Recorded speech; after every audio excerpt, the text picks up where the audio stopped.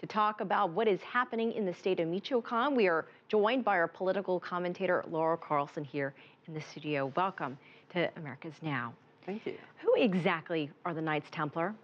The Knights Templar is an organized crime group, obviously, and they originated of a split off from a group called the Family in Michoacan. And what happened there is what happens with this drug war strategy, where they began to go up against the family, and there was a fraction of the organized crime group that led to the splintering of Knights Templar. They get their name from a medieval cult, and they are cultish in many senses, which explains why they've been able to make inroads into Michoacan. They've gone into the communities and they've offered services in a way at the same time as they're carrying out these drug trafficking activities and drug production activities. And the citizens have had enough. So why is the government allowing civilians to control the security of Michoacan?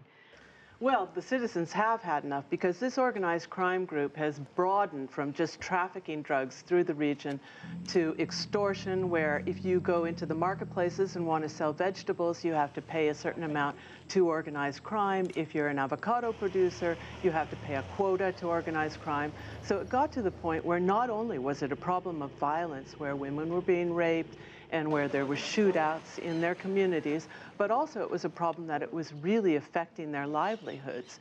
So they rise up in arms, in sophisticated arms, some just rifles and some fairly high-powered, to drive out the Knights Templar.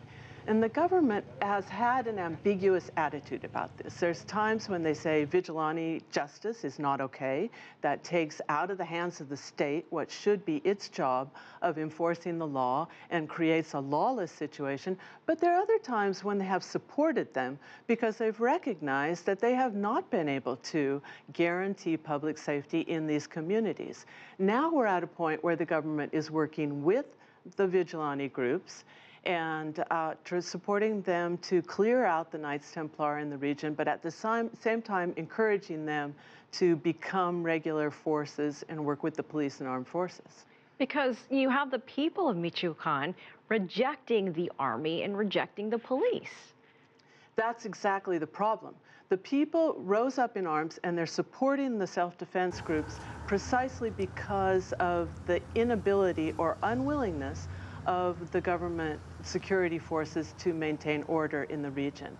And in many places, the people actively identify, especially the police forces, with organized crime. I mean, they're convinced, and there's certain evidence to prove it in many towns in Michoacan, that there's a direct complicity between police forces and the organized crime group. Now, we just mentioned this. President Enrique PeNA Nieto announced that his government would spend $3.4 billion on education, healthcare, infrastructure projects there in Michoacan. Do you think that amount is enough? Well, it's interesting because it's kind of unprecedented. And the first question that comes to mind is, why now?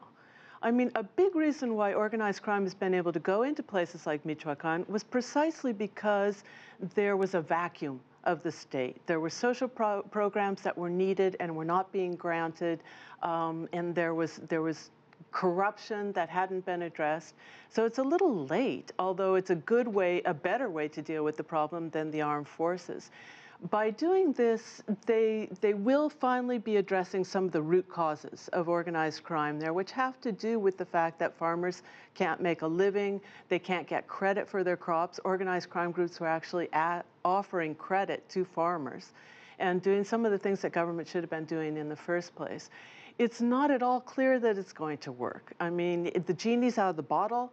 There's not only organized crime now, but it's not a good omen that there are now some 15,000 people, local community members, that are armed as well. The more armed men you have running around, it's very likely that the more violence you'll have. And so the strategy is not entirely clear how that military part of the strategy is going to work together with these new social programs start.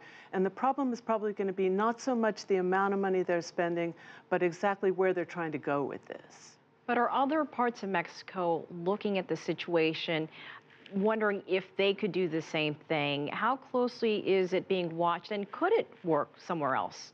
Absolutely. In fact, there are community police, they call them, or self-defense groups in many other parts of Mexico. But there's a big difference between certain kinds of self-defense groups and others, and that's why you can't make any blanket statements about it. You have to look at it on a case-by-case basis. There are places where, in fact, self-defense groups have been accused of working with a rival drug gang. There are places where they look more like paramilitaries than actual community defense groups. And then there's other places where they're rising out of indigenous forms of self-government, and they have much more grounding in, say, traditional justice systems. So there's a whole range of experiences, and everybody's looking at it right now to try to figure out what could work and how you avoid having an explosion like the one we've seen in Michoacan, which was really out of control.